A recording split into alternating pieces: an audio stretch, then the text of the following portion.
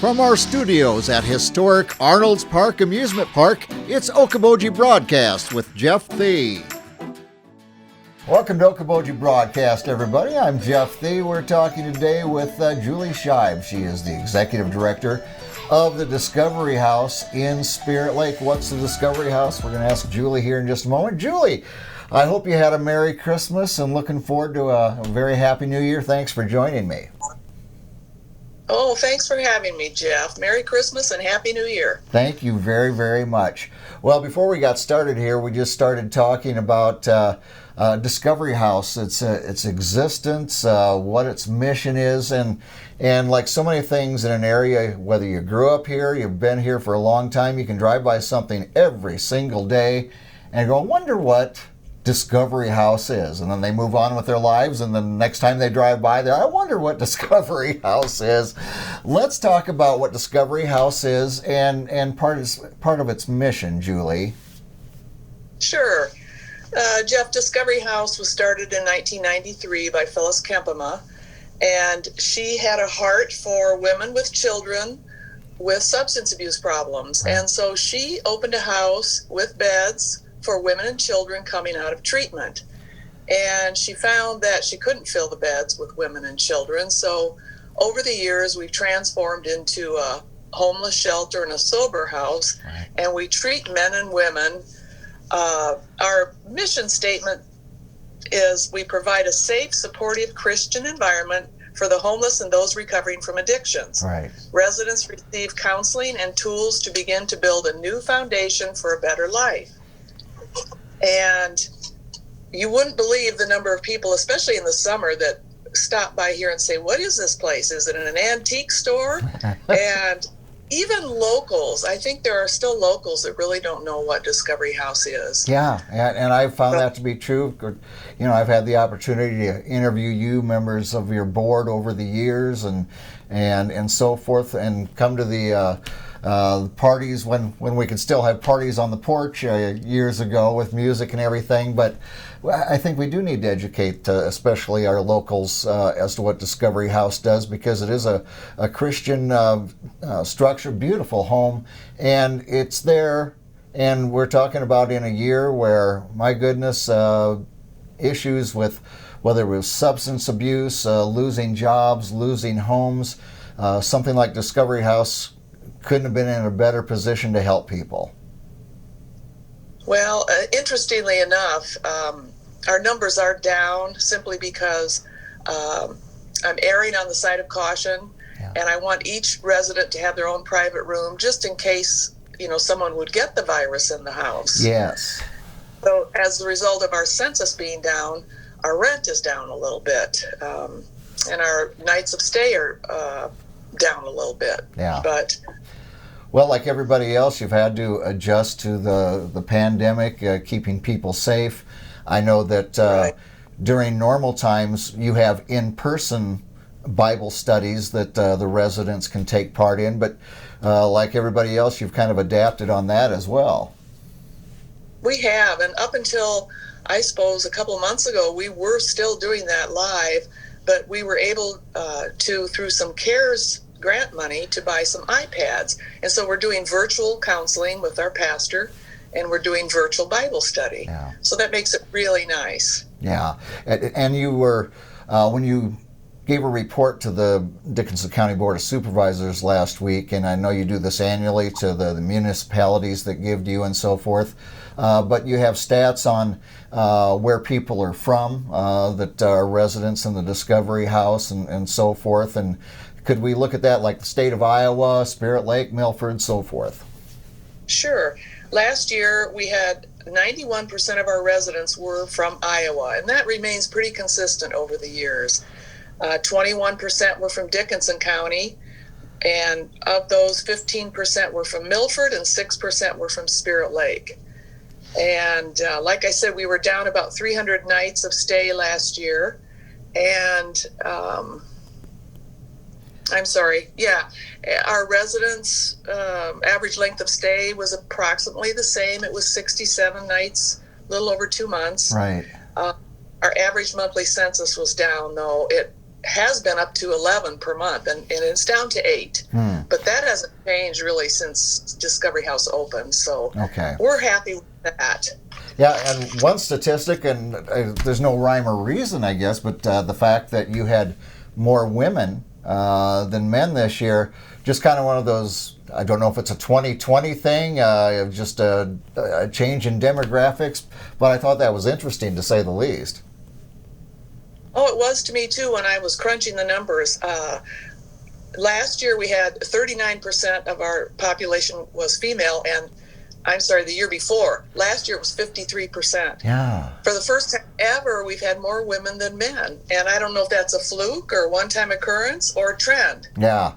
Well, only time will tell on that, Julie. But what distinguishes Discovery House? You know, there are state facilities, government-run facilities. What makes Discovery House stand out? What are you giving that perhaps those other facilities that cannot? Well, I think a lot of homeless shelters just provide a roof over a person's head and maybe a hot meal, maybe some clothing. We offer some spiritual guidance. We offer Christian counseling, Bible study, and it's a recovery house. Everyone here that lives here is in recovery from addiction. Right. So, you know, we don't allow any drugs or alcohol, and it's just a chance for people who are in transition for a variety of reasons to get on their feet and move on with their lives. Yeah, absolutely. And then, of course, you've got a facility across the street on Hill Avenue as well. You know, the Daniel House is on Gary Avenue. Or on Gary, right? Yes, right. Yeah. And it became apparent that, you know, people were living here beyond the 6 months. They were living here for a year, 2 years, 3 years, or they were coming back time after time. And so, you know, it just was a no-brainer that we needed another facility. Yeah. And the house behind us, the Daniel House, became available, and it is a sober house, but it's more of we're the landlord and they're the tenants. And they don't have all the restrictions and guidelines that they have at Discovery House. But, you know, the main thing is it's a sober house. Yeah. Well, and it's a continued opportunity to get on your feet, to become more independent and move out with your life. Kind of what's there. Yes, exactly. And they have requirements. Your residents, you know, they have things that they need to do as well. Right, and when a person comes here, they need to get a job right away and start paying rent of $50 a week. They are required to attend church. Now, a lot of that's been virtual lately, so yeah, of course, that can be done. And they're required to participate in that weekly Christian counseling, Bible study, house meal, and attend 12-step meetings. And a lot of those are virtually online, too, so that makes it easy. Well, and I think that's one of the things that makes you stand out, whether if it was a government-run facility, you couldn't be, you know, adopting those Christian principles and having, you know, pushing Bible studies and so forth to give them a spiritual reference, to give them spiritual strength during this time. And I've always thought that's just a real added asset for Discovery House. Well, thank you, Jeff. If we just brought people in here and didn't really provide any help other than a roof over their head and a meal, we could probably get all kinds of federal assistance. But that's not worth it to us. Yeah, that comes along the ties, that the chains that come along with that help as well. Well, and speaking of funding, Julia, and like we talked about, you were, as you annually have, gone before the Dickinson County Board of Supervisors for annual funding that they have given in the past. I know different of our municipalities have, Spirit Lake and so forth, to Discovery House. And that's certainly, you know, you have a budget that you have to meet to keep the house running and pay yourself, staff. But other than that, and without any federal funding, you do, of course, residents pay their $50 a week, but those numbers were down this year. So you really need those donations from just good people. We do, and we're right now doing our major fundraiser of the year, the No-Show Charity Ball. And this year I made it a masked ball. I thought that was pretty apropos. That's appropriate. So we invite people to donate what they would attend to what it would cost them to attend an actual ball. And the donations have been really generous this year. We missed out on our porch parties last summer. Yeah. So we didn't get any donations from that. We're thinking about maybe doing a drive-in porch party in the spring. We thought that'd be kind of fun. That'd be fun. And yeah, it would. Yeah, and for the ball, I'd put out a challenge to people right now of okay, you're not going out for New Year's Eve. What would you generally do on New Year's Eve? And consider the going out to dinner, having a few drinks, maybe paying to listen to a band. If you're not doing that, donate it to the Discovery House so they have a happy New Year. Well, that's a great challenge. Thank you, Jeff. I appreciate that. Absolutely. Now, if people have questions, if they'd like to donate, Julie, what's the best way to get in contact with you and make that happen? Well, the best way is to mail them to us at Discovery House, P.O. Box 163 in Spirit Lake, 51360. A lot of times people drop off donations as well. Right.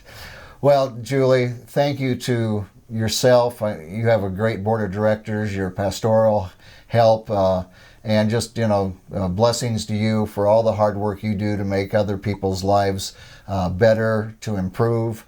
And thank goodness we have Discovery House right here in the Iowa Great Lakes. Oh, thank you so much, Jeff. God bless you. And you as well, my friend. Well, thank you for taking time with me here today. Oh, you're welcome. All right. We want to thank Julie Scheib from Discovery House again for joining us here today. And remember them in your year-end giving, please. We want to thank her for being with us. We thank you for watching us right here on Okoboji Broadcast.